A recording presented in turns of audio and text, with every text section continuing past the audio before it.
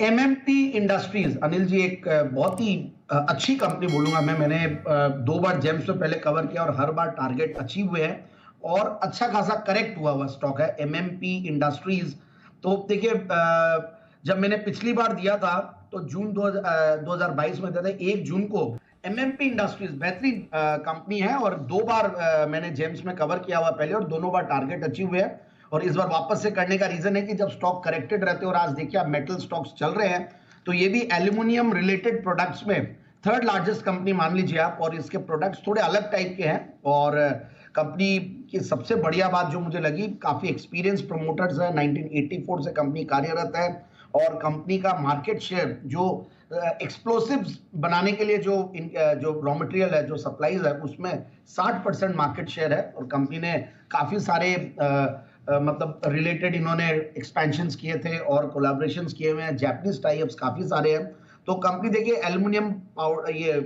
Power paste और aluminium conductors और aluminium foils में एंगेज्ड है और ये देखिए जो ये प्रोडक्ट पोर्टफोलियो पायरो और फ्लेक एल्युमिनियम पाउडर्स और बेसिकली ये सारे उनमें यूज किए जाते हैं एक्सप्लोसिव्स और ये सब में। तो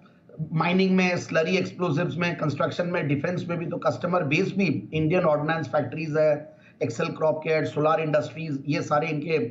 इवन सीमेंट सेक्टर वाली जो कंपनियां हैं श्री सीमेंट ये सब भी इनकी कस्टमर्स है और करीब 5 मैन्युफैक्चरिंग यूनिट्स है मतलब अक्रॉस महाराष्ट्र तो नागपुर बेस्ड और इसलिए महाराष्ट्र मेटल पाउडर्स नाम ऐसा दिया मतलब है और उसका शॉर्ट फॉर्म है। और एल्युमिनियम फॉइल्स में भी कंपनी ने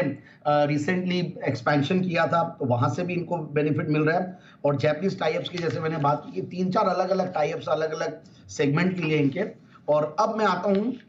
इनके फंडामेंटल्स पे। मैं रेटिंग्स देख रहा था तो रेटिंग्स भी इंप्रूव होते जा रहे हैं कंटिन्यूअसली और कंपनी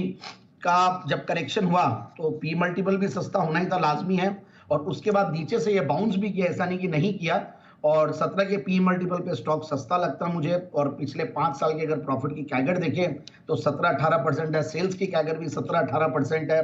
और प्रोमोटर्स की स्ट्रॉन्ग शेयर होल्डिंग है और price to book value multiples में भी बहुत महंगा नहीं है स्टॉक। और मैं क्वार्टरली रिजल्ट्स देख रहा था तो पहले कंपनी ये 4 करोड़ 3 करोड़ ऐसे कमाती थी और अब ये कंटिन्यूअसली 5 करोड़ प्लस कमा रही है और